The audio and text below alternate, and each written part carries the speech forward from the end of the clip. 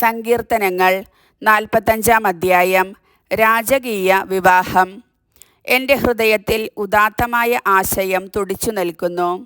ഈ ഗീതം ഞാൻ രാജാവിന് സമർപ്പിക്കുന്നു. തയ്യാറായിരിക്കുന്ന എഴുത്തുകാരൻ്റെ തൂലികയ്ക്ക് തുല്യമാണ് എൻ്റെ നാവ്. നീ മനുഷ്യമക്കളിൽ ഏറ്റവും സുന്ദരൻ. നിന്റെ അധരങ്ങളിൽ വചോവിലാസം തുളുമ്പുന്നു. ദൈവം നിന്നെ എന്നേക്കുമായി അനുഗ്രഹിച്ചിരിക്കുന്നു. വീരപുരുഷ, മഹത്വത്തിൻ്റെയും തേജസ്സിൻ്റെയും വാൾ അരയിൽ ധരിക്കുക. സത്യത്തിനും നീതിയുടെ സംരക്ഷണത്തിനും വേണ്ടി പ്രതാപത്തോടെ വിജയത്തിലേക്ക് മുന്നേറുക. നിന്റെ വലത്തുകൈ ഭീതി വിതയ്ക്കട്ടെ.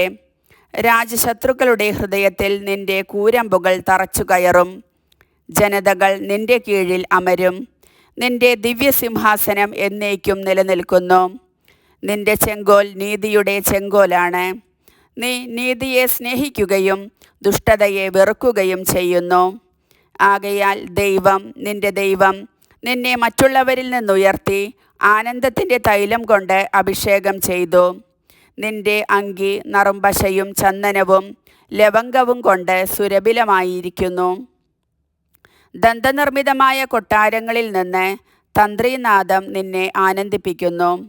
നിന്റെ അന്തഃപുര വനിതകളിൽ രാജകുമാരിമാരുണ്ട്. നിന്റെ വലത്തുവശത്ത് ഓഫീർ സ്വർണം അണിഞ്ഞ രാജ്ഞി നിൽക്കുന്നു. മകളെ, കേൾക്കുക, ചെവി ചായ്ച്ച് ശ്രദ്ധിക്കുക. നിന്റെ ജനത്തെയും പിതൃഭവനത്തെയും മറക്കുക. അപ്പോൾ രാജാവ് നിന്റെ സൗന്ദര്യത്തിൽ ആകൃഷ്ടനാകും. അവൻ നിന്റെ നാഥനാണ്. അവനെ വണങ്ങുക.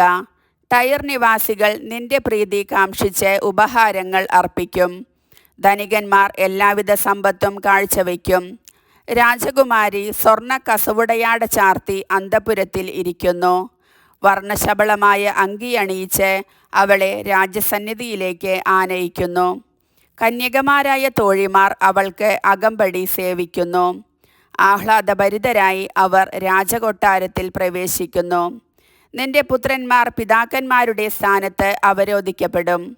ഭൂമിയിലെങ്ങും നീ അവരെ അധിപതികളായി വാഴിക്കും. തലമുറ തോറും നിന്റെ നാമം കീർത്തിക്കപ്പെടാൻ ഞാൻ ഇടയാക്കും. ജനതകൾ നിന്നെ എന്നേക്കും പ്രകീർത്തിക്കും. കർത്താവിൻ്റെ വചനം.